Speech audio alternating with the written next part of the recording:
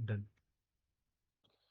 ये जो foreign investment है, इस टॉपिक को अभी हम लोग इस लेक्चर में देखेंगे। ये जो फॉरेन इन्वेस्टमेंट है, इसमें हम लोग देखेंगे कि एफडीआई हमारा हमारा क्या होता है, एफपीआई क्या होता है। फॉरेन पोर्टफोलियो इन्वेस्टमेंट के साथ हम लोग देखेंगे कि जो हमारा पार्टिसिपेटरी नोट है, ये क्या होता है। क्लियर है। और फिर हम लोग देखेंगे पार्टिसिपेटरी नोट जो है वो किस तरीके से, मतलब एक तरीके से मनी लॉन्ड्रिंग का बहुत बड़ा सोर्स है, ब्लैक मनी का बहुत बड़ा सोर्स है। और साथ ही साथ हम लोग एक बार देख लेंगे मसाला बॉन्ड्स क्या होता है। तो ये जो टॉपिक्स है ये अपन इस लेक्चर, मसाला बॉन्ड्स, ये जो टॉपिक्स है, ये सारा टॉपिक्स जो है ये अपन इस लेक्चर में देख लेंगे। क्लियर है। तो अभी सबसे पहले स्टार्ट करते हैं फॉरेन डायरेक्ट इन्वेस्टमेंट से। देखो, फॉरेन डायरेक्ट इन्वेस्टमेंट और फॉरेन पोर्टफोलियो इन्वेस्टमेंट ये दोनों मैं एक साथ बता देता हूँ। क्लियर है कि एफडीआई क्या होता है और एफपीआई क्या होता है। क्लियर है। यहाँ पे देखो, वर्ड में ही लिखा हुआ है, ये जो एफडीआई है ना, ये क्या है, डायरेक्ट है, फॉरेन डायरेक्ट इन्वेस्टमेंट। और ये जो एफपीआई है, ये हमारा क्या, F for foreign, P for portfolio है। क्लियर है। देखो, जब भी बात पोर्टफोलियो वगैरह का आ जाएगा ना, तो ये पोर्टफोलियो का मतलब क्या है, ये पोर्टफोलियो का मतलब है स्टॉक्स वगैरह हो गया, या फिर जो बॉन्ड्स वगैरह हो गया, इन सब में इन्वेस्टमेंट। मतलब, और यहाँ पे जब डायरेक्ट का बात करें, इसका मतलब क्या, कि सीधा डायरेक्ट इन्वेस्टमेंट कर रहा है कंपनीज के शेयर में, मतलब कंपनीज का शेयर बोलना गलत होगा, मतलब सीधा कंपनी का पार्टनरशिप एक्वायर करने का कोशिश कर रहा है। क्लियर है। सीधा कंपनीज वगैरह को टेक्नोलॉजी वगैरह प्रोवाइड कर रहा है, ये सोच करके कि इस कंपनी का हमको एक्विजिशन करना है, या मतलब कुछ शेयर होल्डिंग, मतलब एक तरीके से उस कंपनी का पार्टनरशिप एक्वायर कर लेना है। समझ में आ जाए तो ऐसे समझ सकते हो। और जब हम फॉरेन पोर्टफोलियो इन्वेस्टमेंट का बात करें, इसका मतलब क्या, मान लो किसी भी कोई कंपनी है, उस कंपनी का जो शेयर्स है, जो शेयर मार्केट में बिक रहा है, वो शेयर मार्केट से शेयर खरीद लिए, या फिर उस कंपनी का जो बॉन्ड है वो बॉन्ड को खरीद लिए। समझ में आ रहा है। या फिर उस कंपनी का कुछ जो म्यूचुअल फंड्स वगैरह हो गया, या अन्य कोई भी सिक्योरिटीज वगैरह हो गया, उन सब में जब इन्वेस्ट करते हैं तो उस चीज को हम लोग बोलते हैं फॉरेन पोर्टफोलियो इन्वेस्टमेंट। और जब कंपनी में इन्वेस्ट कर रहे हैं हम लोग, इस मकसद से कि हम लोग को जो है वो कंपनी का एक्विजिशन करना है, या फिर अपना बिजनेस एक्सपेंड करना है, तो उस केस को हम लोग क्या बोलेंगे, उस केस को एफडीआई बोलेंगे। जैसे सपोज कर लो, एक बहुत फेमस एग्जांपल देता हूँ। जैसे सपोज कर लो, ये जो वॉलमार्ट है, क्लियर है, ये वॉलमार्ट जो है वो क्या कर रहा है, ये फ्लिपकार्ट को परचेज कर ले रहा है।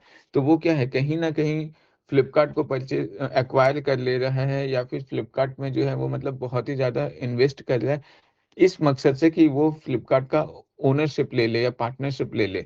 तो वो चीज जो होगा वो हमारा क्या कहलाएगा, एफडीआई कहलाएगा। क्लियर है।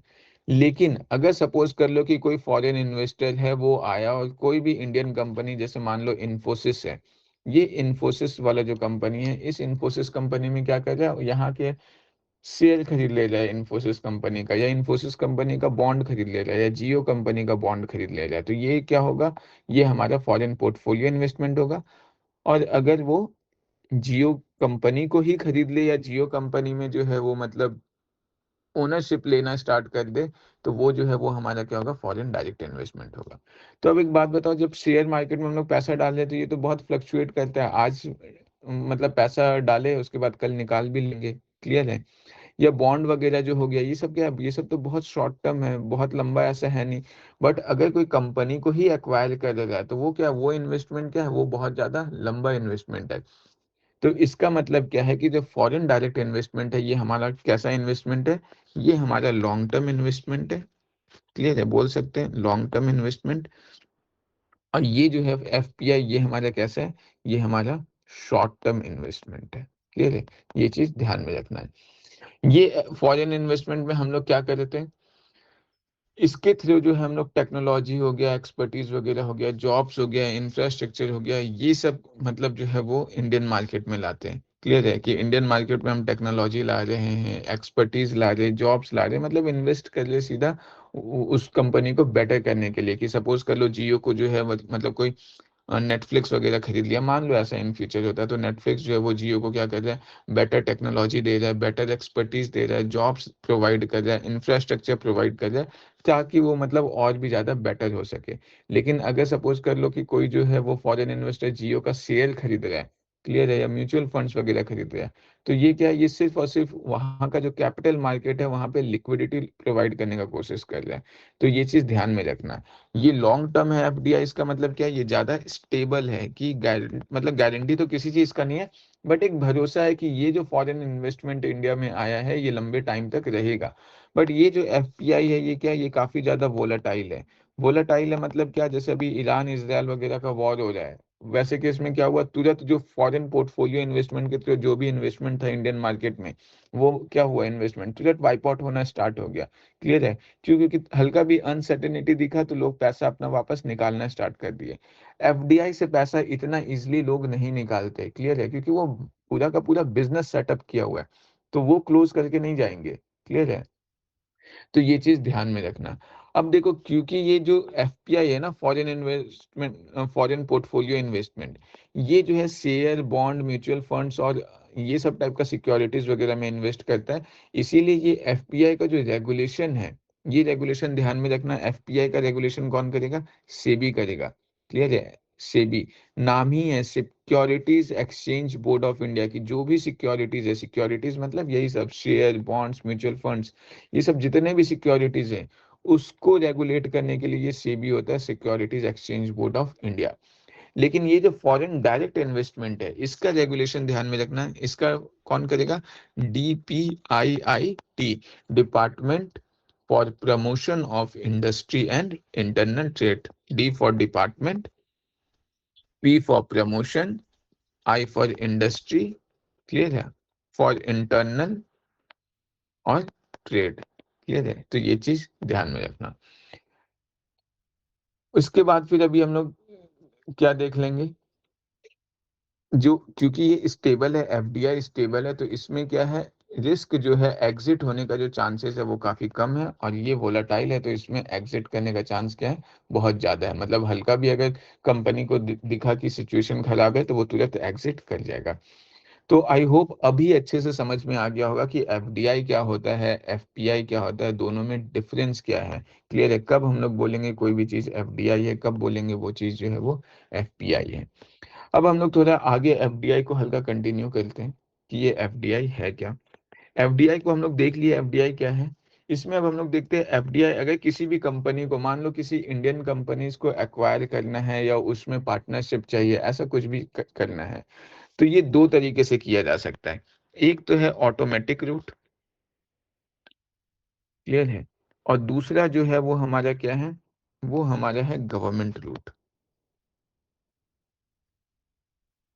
ये जो ऑटोमेटिक रूट है इसका मतलब क्या है कि अगर कोई कंपनी, कोई फॉरेन इन्वेस्टर किसी इंडियन कंपनीज में इन्वेस्ट करना चाह रहा है, तो ऑटोमेटिक रूट के थ्रू जब करेगा तो उसमें क्या है कि उसको गवर्नमेंट का कोई परमिशन लेने का जरूरत नहीं है, ना तो गवर्नमेंट ऑफ इंडिया से कोई परमिशन का लेने का जरूरत है, और ना ही आरबीआई से कोई परमिशन लेने का जरूरत है। No permission is required. Clear है, जैसे सपोज कर लो इंश्योरेंस कंपनी है, कि अगर कोई फॉरेन इन्वेस्टर जो है वो इंडिया के किसी इंश्योरेंस कंपनी में इन्वेस्ट करना चाह रहा है, ताकि उसका जो है वो मतलब उस इंश्योरेंस कंपनी का एक तरीके से बोला जाए तो पार्टनरशिप ले सके या ओनरशिप ले सके, एक्वायर कर सके, तो वहां पे उस फॉरेन इन्वेस्टर को कोई भी गवर्नमेंट से ऐसा मतलब परमिशन लेने का जरूरत नहीं है, ना ही आरबीआई से परमिशन लेने का जरूरत है, तो वो ऑटोमेटिक रूट के थ्रू होगा।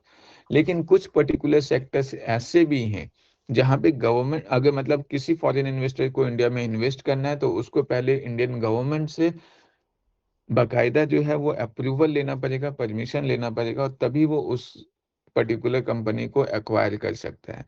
तो वो जब करेगा गवर्नमेंट से परमिशन लेकर के, तो उसको हम लोग क्या बोलेंगे, गवर्नमेंट रूट। अब यहाँ पे ध्यान में रखना है, ये परमिशन देगा कौन, तो देखो ये परमिशन जो है ये हमारा देता है वही DPIIT, department for promotion of industry and internal trade. ये चीज ध्यान में रखना है, ये डीपीआईआईटी जो है ये अप्रूवल देगा।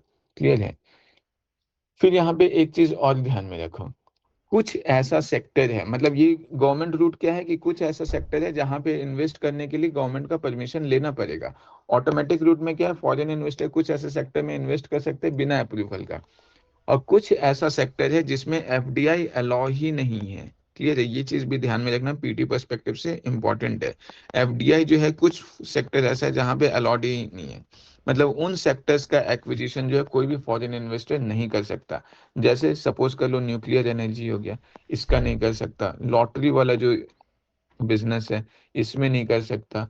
जैसे रियल एस्टेट बिजनेस वगैरह है, ये सब में नहीं कर सकता। इवन जो है वो हमारा सिगरेट वगैरह जो है, टोबैको वगैरह जो है, ये सब का जो बिजनेस है, इन चीजों में भी कोई भी फॉरेन मतलब कोई भी फॉरेन इन्वेस्टर जो है फॉरेन डायरेक्ट इन्वेस्टमेंट नहीं कर सकता, मतलब इन कंपनीज को एक्वायर नहीं कर सकता।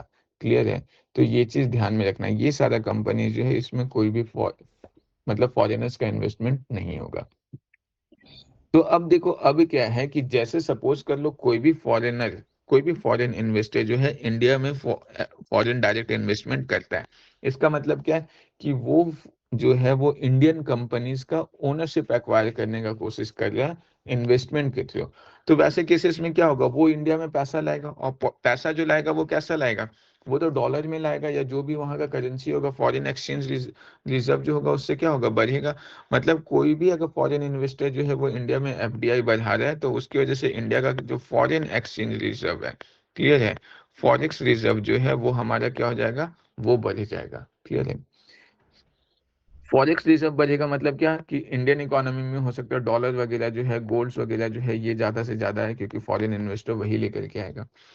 फिर दूसरा हम लोग को क्या है कि जैसे वो कंपनीज में इन्वेस्ट करेगा, तो उस कंपनी में अब क्या करेगा, एम्प्लॉयमेंट जनरेशन होगा, क्योंकि उस कंपनी के पास अब क्या है, ज्यादा से ज्यादा पैसा आएगा फॉरेन इन्वेस्टमेंट से। तो अब वो एम्प्लॉयमेंट जनरेशन करेगा, प्रोडक्शन इंक्रीज करेगा। क्लियर है, इवन वो जो फॉरेनर है वो क्या करेगा, इंडिया को असिस्ट करेगा विथ न्यू टेक्नोलॉजी। क्लियर है, तो टेक्नोलॉजी में असिस्ट करेगा, स्किल प्रोवाइड करेगा, तो हम लोग को देखने को मिलेगा कि इंडिया में स्किल डेवलपमेंट भी होगा। क्लियर है, अब क्योंकि ये फॉरेन इन्वेस्टर जिस भी कंपनी में इन्वेस्ट करेगा उन कंपनीज में ये सब कुछ आएगा, तो अब क्या है, इंडिया के जो भी डोमेस्टिक मार्केट है उसको तो compete करना है अब इस कंपनी से, तो वो क्या करेगा, वो जो डोमेस्टिक मार्केट वाला कंपनी है वो भी अपना आप कोशिश करेगा कहीं ना कहीं स्किल को बढ़ाने का। वो कोशिश करेगा अपने कंपनीज का टेक्नोलॉजी को इम्प्रूव करने का, प्रोडक्शन इंक्रीज करने का, एम्प्लॉयमेंट जनरेट करने का, मतलब ये सब कुछ करने का कोशिश करेगा, इसलिए ताकि वो भी उस फॉरेन कंपनी जिस मतलब उस कंपनी से जिसमें फॉरेन इन्वेस्टर ने इन्वेस्ट किया, उससे मार्केट में कॉम्पीट कर सके, डोमेस्टिक मार्केट में कॉम्पीट कर सके। इसका मतलब क्या है कि फॉरेन डायरेक्ट इन्वेस्टमेंट होने से जो कंपटीशन है ये जो है ये भी इंक्रीज करेगा, और ये कंपटीशन इंक्रीज होने से क्या है, कहीं ना कहीं हम लोग बोल सकते हैं कि जो डोमेस्टिक मार्केट है, इस डोमेस्टिक मार्केट में जो है गुड्स और सर्विसेज का क्वालिटी जो है वो भी हमारा बढ़ जाएगा। क्लियर है, गुड्स एंड सर्विसेज का क्वालिटी जो है वो हमारा क्या होगा, वो इंक्रीज हो जाएगा। क्लियर है, इवन अगर हम लोग देखें तो अगर हम लोग ये, अगर हम लोग का क्वालिटी बढ़ गया, अगर सपोज कर लो इन फ्यूचर बढ़ जाता है गुड्स और सर्विसेज का क्वालिटी, तो उस केस में अब इंडियन गुड्स और सर्विसेज जो है वो क्या है, केवल इंडियन का डोमेस्टिक मार्केट में ही नहीं बढ़ेगा, इवन उसका एक्सपोर्ट भी बढ़ेगा, वो बाहर भी जा करके दूसरे कंट्रीज में भी बेचेगा। क्लियर है, और ये सब कुछ जब होगा तो उन चीज़ों से क्या है, कहीं ना कहीं फॉरेन डायरेक्ट इन्वेस्टमेंट जब ज़्यादा होता है तो हम लोग देखते हैं कि वो मतलब एम्प्लॉयमेंट जनरेशन हो रहा है, प्रोडक्शन बढ़ रहा है, ये इनकम लोगों का बढ़ रहा है, तो उससे क्या होगा, गवर्नमेंट का जो टैक्स कलेक्शन है वो भी क्या होगा, वो भी बढ़ेगा। क्लियर है, कि गवर्नमेंट का टैक्स कलेक्शन बढ़ेगा, तो ये कहीं ना कहीं अगर हम लोग देखें तो फॉरेन डायरेक्ट इन्वेस्टमेंट जो है वो कहीं ना कहीं किसी भी इकोनॉमी के लिए बहुत अच्छा है। और ये फॉरेन डायरेक्ट इन्वेस्टमेंट कब होगा, जब किसी भी इकोनॉमी में स्टेबिलिटी होगा। जैसे सपोज कर लो कोविड-19 का टाइम, स्टेबिलिटी है क्या, नहीं है, तो वैसे सिचुएशन में कोई भी फॉरेन इन्वेस्टर इंडिया में आके इन्वेस्ट नहीं करेगा। जैसे सपोज कर लो डिमोनेटाइजेशन का टाइम, इन स्टेबिलिटी नहीं है, तो लोग क्या करेंगे, वैसे टाइम पे इंडिया में आकर के इन्वेस्ट करना नहीं चाहेंगे। क्लियर है, तो ये चीज ध्यान में रखना, जब भी स्टेबिलिटी होता है या वॉर का टाइम है, जैसे इंडिया पाकिस्तान का वॉर हो रहा है या कोई भी दूसरा वॉर हो रहा है, तो वैसे केसेस में कोई भी फॉरेन इन्वेस्टर इंडिया में आकर के इन्वेस्ट नहीं करेगा। इन्वेस्ट नहीं करेगा सो नहीं करेगा, वो तो बात का बात है। इवन जो पहले से जो इन्वेस्ट कर चुके हैं फॉरेन पोर्टफोलियो इन्वेस्टर के रूप में, वो भी अपना पैसा क्या करेंगे, वो विड्रॉ कर लेंगे। और वो जब विड्रॉ करेंगे तो क्या होगा, बिल्कुल जो फॉरेन डायरेक्ट इन्वेस्टमेंट से ये सब जो फायदा हो रहा है, सेम फायदा तो नहीं, बट फॉरेन पोर्टफोलियो इन्वेस्टमेंट से भी क्या हो रहा है, मतलब इंडियन कंपनीज में क्या है, कहीं ना कहीं मनी सप्लाई बढ़ रहा है, लोगों के पास पैसा आ रहा है। क्लियर है। जो सिक्योरिटीज मार्केट है वो कहीं ना कहीं प्रॉफिट दिखाता है। तो वैसे केसेस में वो चीज भी क्या होगा, वो कम होगा, और जो इंडियन इकोनॉमी को काफी ज्यादा हैम्पर करेगा, इंडिया का जो फॉरेन एक्सचेंज रिजर्व है वो घट जाएगा। क्लियर है। तो ये चीज ध्यान में रखना कि कहीं ना कहीं जो है फॉरेन डायरेक्ट इन्वेस्टमेंट या फॉरेन पोर्टफोलियो इन्वेस्टमेंट जो है वो किसी भी इकोनॉमी के लिए बहुत ही ज्यादा अच्छा होता है। क्लियर है। तो ये चीज ध्यान में रखना। और ये हमेशा ध्यान में रखना कि एफडीआई और एफपीआई में डिफरेंस क्या है। मैंने बताया है कि एफडीआई क्या है, कि अगर कोई भी फॉरेन इन्वेस्टर इन्वेस्टमेंट कर जाए, किस लिए, with intent of obtaining ownership.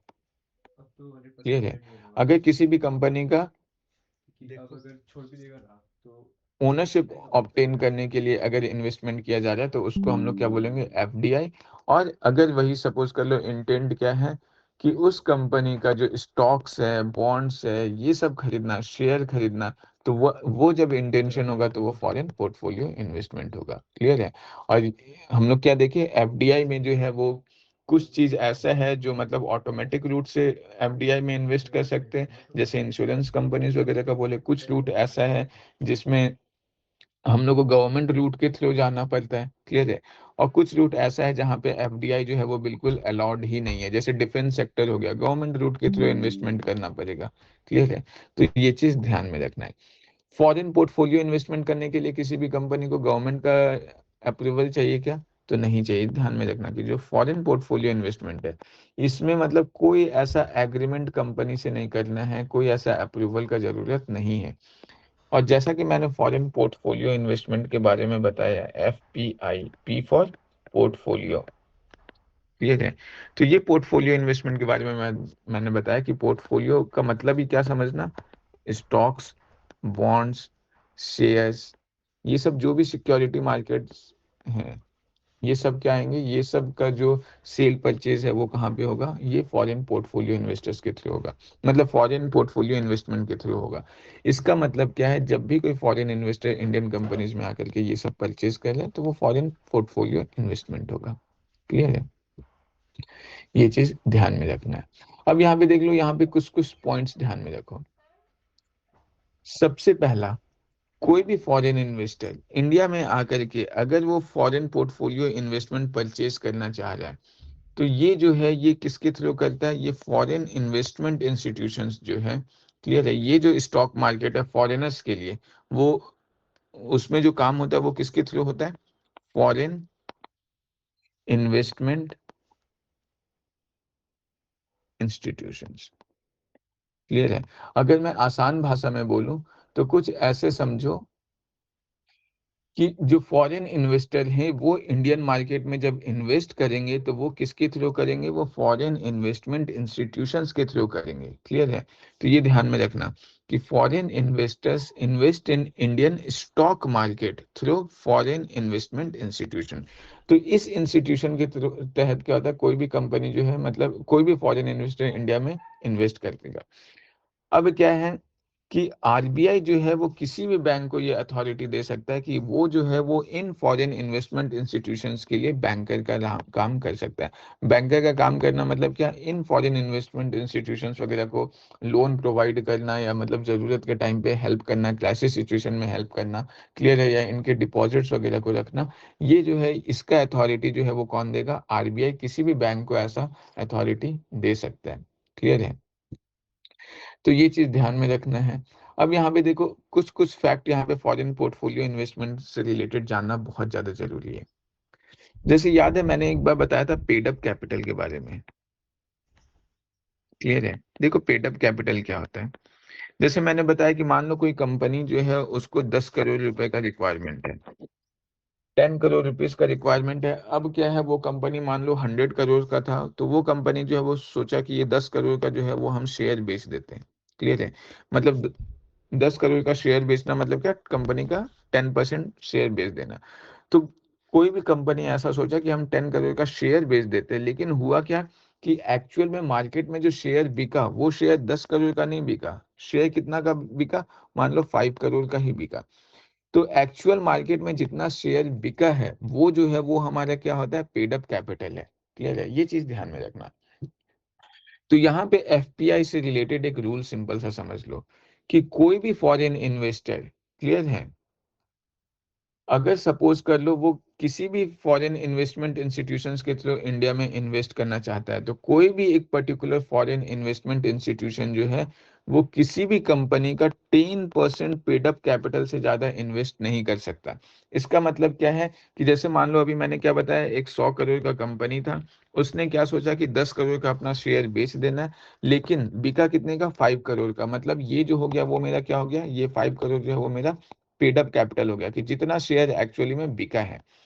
अब मान लो कोई भी एक 4 फॉरेन इन्वेस्टमेंट इंस्टीट्यूशन है, एक ए है, ये फॉरेन इन्वेस्टमेंट इंस्टीट्यूशन है, एक बी है, एक सी है, एक डी है, ऐसा।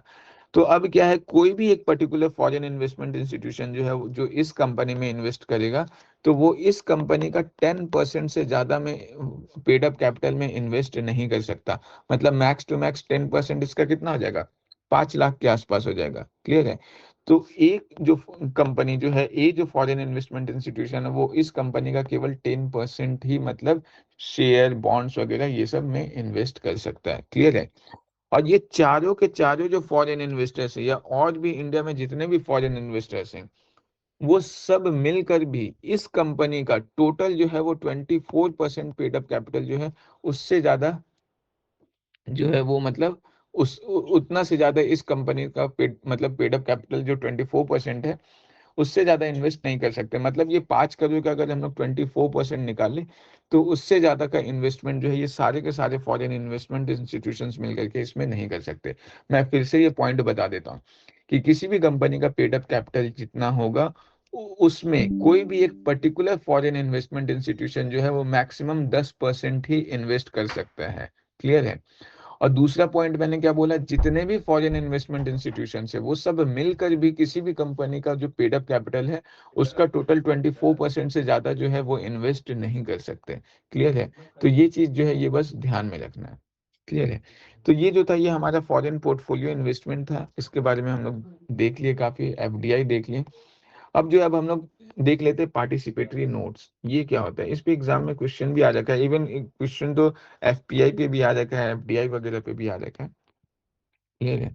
पार्टिसिपेटरी नोट जो है इसके बारे में देख लेते हैं, ये क्या होता है और क्यों ये इतना ज्यादा न्यूज में रहता है। मतलब क्यों ये बोला जाता है कि मनी लॉन्ड्रिंग का एक जो है मतलब बहुत बड़ा पाथ है, या मतलब मनी लॉन्ड्रिंग को पार्टिसिपेटरी नोट जो है वो कहीं ना कहीं बहुत ज्यादा इजी कर देता है। तो कैसे कर देता है वो देख लेते हैं। देखो अभी सिंपल सा बात समझो, ये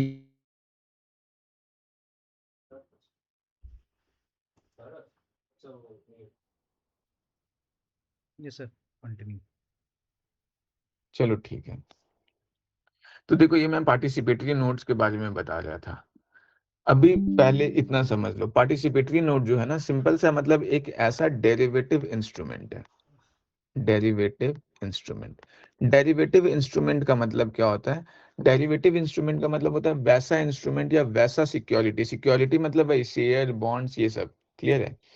वैसा इंस्ट्रूमेंट या वैसा सिक्योरिटी जिसका वैल्यू जो है वो डिराइव होता है बहुत सारा मतलब डिफरेंट अंडरलाइंग एसेट से। मतलब वो खुद में उसका कोई वैल्यू नहीं है, मतलब अकेला उसका खुद का वैल्यू नहीं है। जैसे सपोज कर लो म्यूचुअल फंड का एग्जांपल बता रहा हूँ, तो ये म्यूचुअल फंड जो है क्या है, a kind of derivative instrument है। कैसे?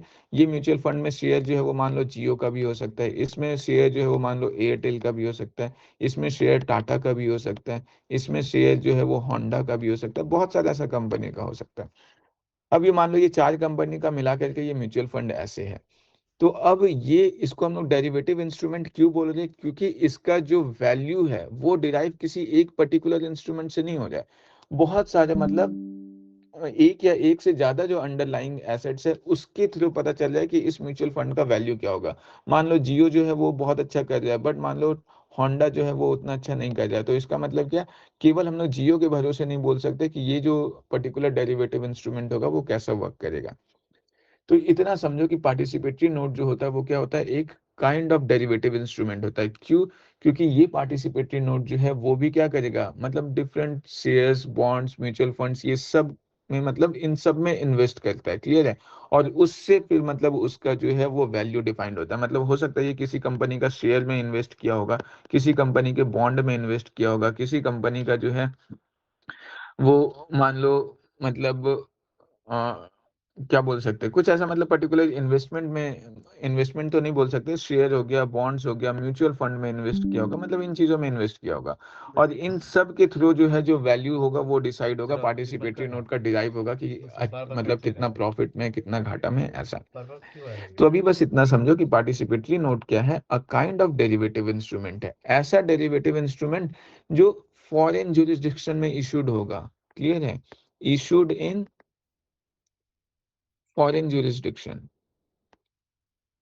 फॉरेन जुरिस्डिक्शन में इशू होगा मतलब क्या, ये जो है वो मतलब इंडिया में इशू नहीं होगा, ये इशू होगा मान लो यूएसए में, यूके में, ये सब में। अब अगर ये वहां पे इशू किया जा रहा है, पार्टिसिपेटरी नोट इशू किया जा रहा है, इसका मतलब क्या, जो फॉरेनर्स हैं, जो फॉरेन इन्वेस्टर्स हैं, वो पार्टिसिपेटरी नोट खरीदेंगे। क्लियर है?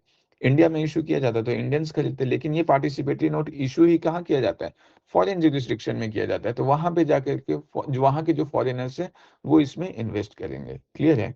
तो ये फॉरेन जुरिस्डिक्शन में इन्वेस्टमेंट होगा, और ये इन्वेस्टमेंट करेगा कौन, ये इशू करेगा कौन, ये इशू करेगा जो फॉरेन इंस्टीट्यूशनल इन्वेस्टमेंट्स हैं, जो अभी हम लोग देखे, ये एफआईआईस।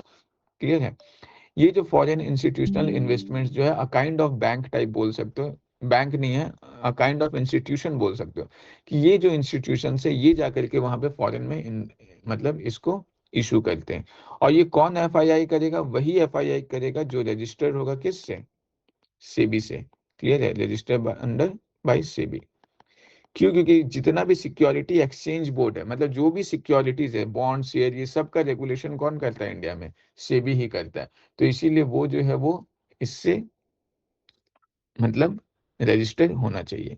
तो अभी बेसिक सा इतना हम लोग को अभी मतलब समझ में आया कि पार्टिसिपेटरी बॉन्ड, पार्टिसिपेटरी नोट जो है एक डेरिवेटिव इंस्ट्रूमेंट है, जो फॉरेन जुरिस्डिक्शन में इशू होता है, जिसको फॉरेन इंस्टीट्यूशनल इन्वेस्टर्स, इन्वेस्टमेंट्स जो है वो इशू करते हैं, और वो भी वही एफआईआई मतलब इशू करेंगे जो सेबी से रजिस्टर्ड है। क्लियर है? अब देखो, अब इसके बारे में अच्छे से और अच्छे से समझते हैं।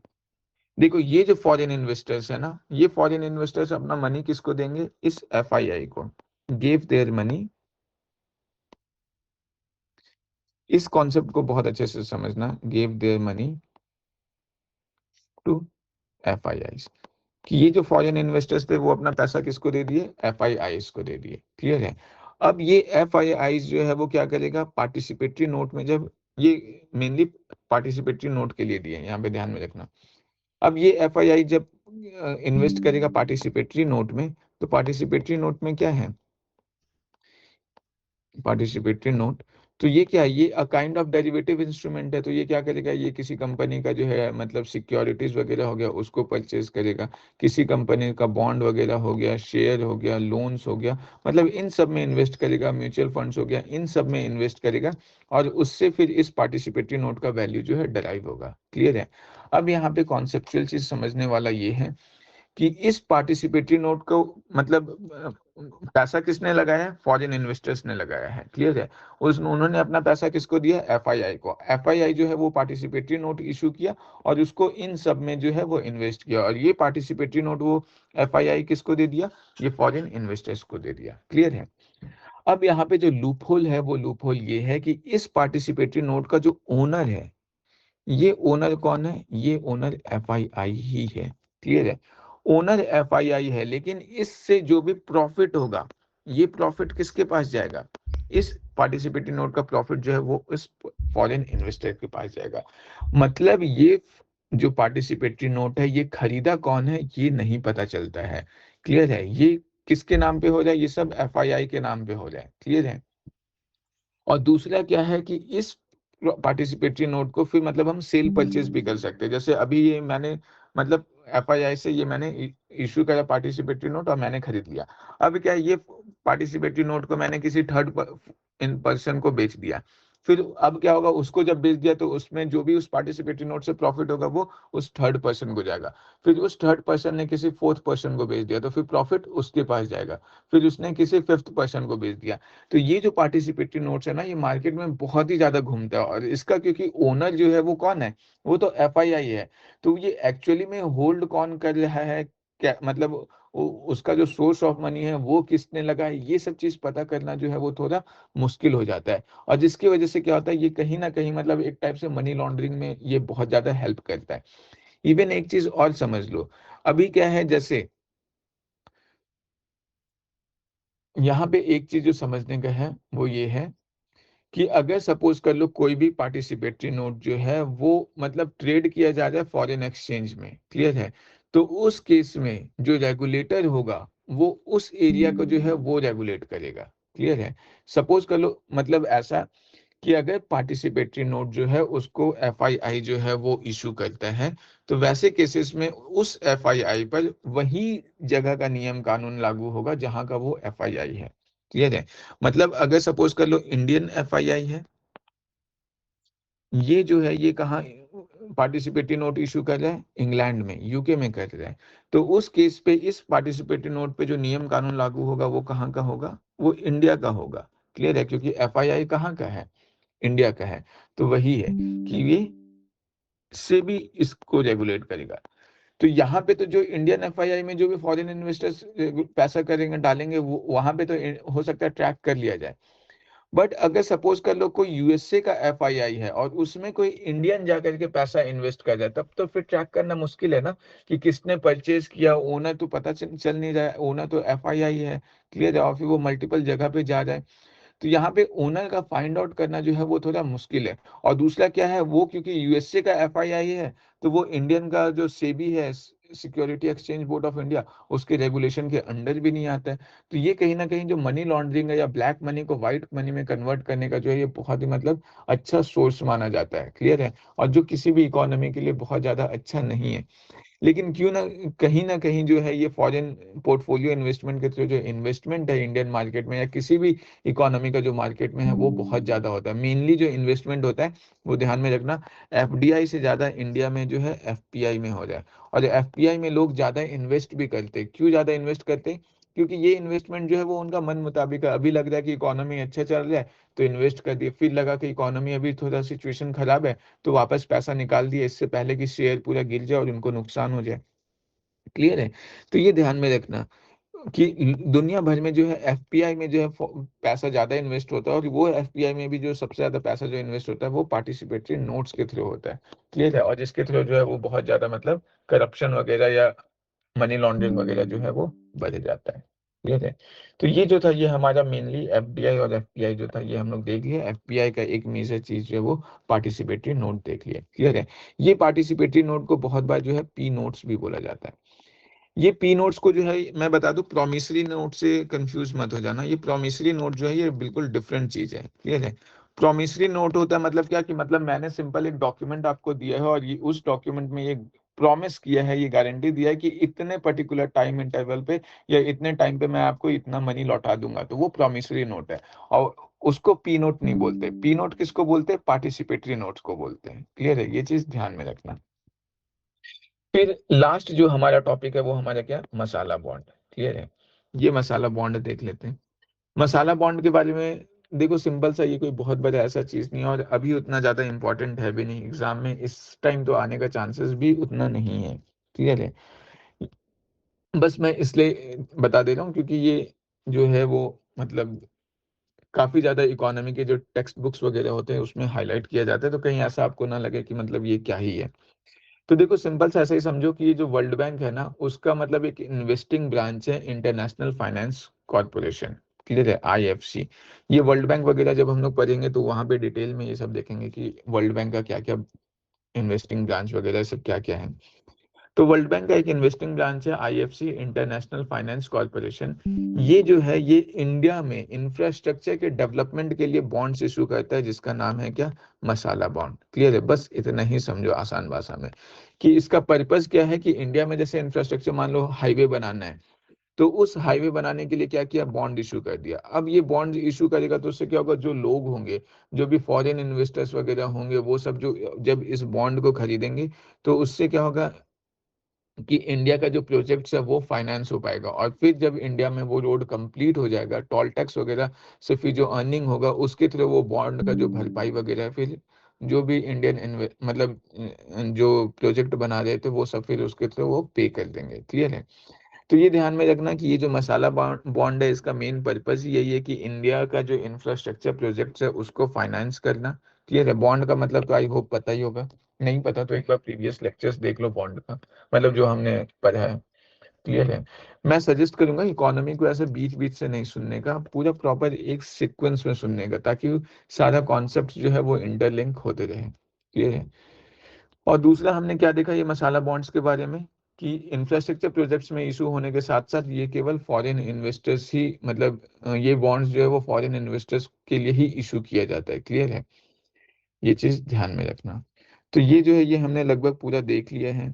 एक बार मैं समराइज कर देता हूँ। फॉरेन इन्वेस्टमेंट में हमने क्या क्या देखा, एफडीआई के बारे में देखा। क्लियर है। एफडीआई कैसे किया जाता है, मतलब कोई नया बिजनेस सेटअप करना हो या किसी कंपनी को एक्वायर करना हो या एक्सपेंशन करना हो, तो उस केस में जो है ये एफडीआई किया जाता है। ऑटोमेटिक रूट होता है एफडीआई का, और एक गवर्नमेंट रूट होता है। ऑटोमेटिक रूट में हमने क्या देखा कि गवर्नमेंट ऑफ इंडिया और आरबीआई का कोई अप्रूवल नहीं चाहिए होता है। क्लियर है। एग्जाम्पल जैसे इंश्योरेंस कंपनी हो गया, मैन्युफैक्चरिंग सेक्टर हो गया, ये सब जो है, ये सब, या सिंगल ब्रांड रिटेल वगैरह हो गया, या इंफ्रास्ट्रक्चर वगैरह हो गया, ये सब ऑटोमेटिक रूट में इन्वेस्ट किया जा सकता है। गवर्नमेंट रूट में क्या है कि गवर्नमेंट का प्रायर परमिशन चाहिए। क्लियर है। और ये परमिशन कौन देगा, ये परमिशन डीपीआईआईटी देता है। क्लियर है। ये department of promotion of industry and internal trade देता है। एप्लीकेशन वगैरह जो है फॉरेन इन्वेस्टमेंट फैसिलिटेशन पोर्टल में फाइल करना पड़ता है, ये उतना इंपॉर्टेंट नहीं है। क्लियर है। ये department of promotion of industry and internal trade किसके अंदर आता है, ministry of commerce and industries के अंदर आता है। सेक्टोरल कैप्स फॉर एफडीआई देख लो, ये छूट गया था। इंश्योरेंस में 74% एफडीआई है, आई थिंक ये अब 100% हो गया है। एक बार इन सबको एक बार मतलब करंट से अपडेट कर लेना, आई थिंक। फिर जो टेलीकॉम सेक्टर है उसमें 100% है, डिफेंस जो है इसमें 74% है, ये भी आई थिंक फर्दर इंक्रीज हुआ है, एक बार इसको देख लेना। क्लियर है। फिर प्रोहिबिटेड और रिस्ट्रिक्टेड सेक्टर हम लोग एफडीआई का देखें कि कौन कौन सा ऐसा सेक्टर है जिसमें फॉरेन डायरेक्ट इन्वेस्टमेंट हो ही नहीं सकता। तो atomic energy, nuclear energy, lottery business हो गया, Nidhi companies, chit funds companies जो हो गया, real estate sector, manufacturing of cigar, cigarette, tobacco, इन सब के बारे में भी हमने देख लिया। फिर benefits of foreign direct investment देख लिया, ये पूरा हमने चार्ट ही यहाँ पे बनाया था डिटेल में अच्छे से। क्लियर है कि क्या क्या बेनिफिट्स वगैरह है। ये सब हमने देखा कि फॉरेन एक्सचेंज रिजर्व बढ़ जाता है, एम्प्लॉयमेंट जनरेशन होता है, टेक्नोलॉजी का ट्रांसफर होता है, मार्केट में कंपटीशन बढ़ जाता है, एक्सपोर्ट्स बढ़ता है, गवर्नमेंट का इवन टैक्स कलेक्शन बढ़ता है, ये सब कुछ हमने देख लिया। क्लियर है। फिर फॉरेन पोर्टफोलियो इन्वेस्टमेंट के बारे में हमने देखा फॉरेन पोर्टफोलियो इन्वेस्टमेंट में होता क्या है कि मतलब शेयर्स, बॉन्ड, सिक्योरिटीज, ये सब में फॉरेनर्स इन्वेस्ट करते हैं। और ये एफपीआई जो होता है वो मेनली शॉर्ट टर्म होता है और स्पेकुलेटिव इन नेचर होता है, मतलब क्या बहुत ही ज्यादा वोलेटाइल होता है। हल्का भी इकोनॉमी में ऊंच नीच आएगा तो ये तुरंत पैसा वाइप आउट हो जाता है इकोनॉमी से। क्लियर है। तो ये सब हमने देखा। Role of foreign institutional investor हमने देखा कि ये जो है ये क्या करते हैं। क्लियर है। इनका रेगुलेशन मेनली सेबी करता है, और ये जो है मतलब जो भी रजिस्टर्ड फाइनेंशियल इन्वेस्टमेंट इन्वेस्टर्स होते हैं वो जो है वो फॉरेन कंट्रीज में जाकर के वहां पे जो है मतलब वो फॉरेन पोर्टफोलियो इन्वेस्टमेंट्स वगैरह जो है वो बेचना स्टार्ट करते हैं। क्लियर है। ये चीज ध्यान में रखना। एरियाज वेयर एफपीआई या एफआईआई जो है वो इन्वेस्ट करते हैं, लगभग बहुत सारे एरियाज में करते हैं। सिक्योरिटीज हो गया, म्यूचुअल फंड्स हो गया, गवर्नमेंट सिक्योरिटीज हो गया, ये सब। कॉमर्शियल पेपर हो गया, कमर्शियल पेपर समझो मतलब बिल्कुल वैसे ही ट्रेजरी बिल टाइप है, बट ये चीज जो है वो किसके लिए है, ये समझो बिल्कुल कंपनीज वगैरह के लिए, कि कंपनीज वगैरह को जब शॉर्ट टर्म लोन चाहिए होता है तो फिर वो जो है कमर्शियल पेपर इशू करते हैं। क्लियर है। इन्वेस्टमेंट लिमिट मैंने बता दिया कि कोई भी फॉरेन पोर्टफोलियो इन्वेस्टमेंट मतलब कोई भी फॉरेन पोर्टफोलियो इन्वेस्टर जो है किसी एक कंपनी का पेड अप कैपिटल जितना भी होगा उसका 10% ही उस कंपनी में इन्वेस्ट कर सकता है, और जितने भी कलेक्टिव एफआईआईज हैं वो सब मिलकर के किसी भी कंपनी का जितना भी पेड अप कैपिटल है उसका 24% से ज्यादा इन्वेस्ट नहीं कर सकते। ये सब हमने देख लिया। फिर पार्टिसिपेटरी नोट के बारे में हमने देखा था कि ये मतलब पार्टिसिपेटरी नोट क्या है। क्लियर है। ये एक डेरिवेटिव इंस्ट्रूमेंट है, ये हमने देखा था। Outside the foreign jurisdiction issue किया जाता है, ये भी हमने देख लिया था। क्लियर है। ओनरशिप स्ट्रक्चर हमने देखा था कि एफपीआई वगैरह का मतलब जो पार्टिसिपेटरी नोट होता है उसका ओनरशिप कौन होता है, एफआईआई होता है। क्लियर है। फॉरेन इन्वेस्टर जो है वो केवल प्रॉफिट या लॉस जो है वो फेस करते हैं, बट उसका एक्चुअल ओनर हमेशा एफआईआई होता है। क्लियर है। क्यों एफआईआई मतलब पार्टिसिपेटरी नोट पॉपुलर है, क्योंकि इसमें सेबी से कोई रजिस्ट्रेशन करने का जरूरत नहीं। कोई भी फॉरेन इन्वेस्टर को अगर पैसा लगाना है किसी दूसरे कंट्री में या इंडिया में लगाना है, तो वैसे केसेस में उसको सेबी से रजिस्टर करने का कोई जरूरत नहीं है। वो सिंपली जो है किसी एफआईआई का पार्टिसिपेटरी नोट परचेज कर सकता है। बहुत इजी प्रोसेस है। क्लियर है। और मतलब इजी होने के साथ साथ क्या है कि इसको ट्रैक करना भी बहुत ज्यादा मुश्किल है। लैक ऑफ ट्रांसपेरेंसी है, मनी लॉन्ड्रिंग का केस बढ़ जाता है। क्लियर है। बहुत सारे ओनरशिप का लेयर आ जाता है। मैंने किसी को एक मतलब फर्स्ट पर्सन ने सेकंड को बेचा, सेकंड ने थर्ड को बेचा, थर्ड ने फोर्थ को बेचा, ऐसा फोर्थ ने फिफ्थ को बेचा, बहुत सारे लेयर आ जाता है। तो इसको ट्रैक करना थोड़ा मुश्किल होता है। फिर हमने देखा मसाला बॉन्ड के बारे में। तो ये मैंने बताया कि मसाला बॉन्ड जो इंटरनेशनल फाइनेंस कॉर्पोरेशन जो है ये इशू करता है। क्लियर है। ये जो इन्वेस्टमेंट होता है वो इंडियन रुपीस में होता है, फॉरेन करेंसी में इन्वेस्ट नहीं होता है। ध्यान में रखना ये चीज। क्लियर है। और इसका मेन पर्पस क्या है, इंडिया का जो इंफ्रास्ट्रक्चर प्रोजेक्ट्स वगैरह है इन सबको फाइनेंस करना। क्लियर है। तो ये चीज जो है ये ध्यान में रखना, बहुत ज्यादा भी इम्पोर्टेंट नहीं है मसाला बॉन्ड। जब न्यूज में रहेगा तो फिर इसको अच्छे से कवर करना। तो ये जो था ये हम लोग का आज का लेक्चर था। क्लियर है। रिकॉर्डिंग यहाँ पे पॉज कर सकते हो।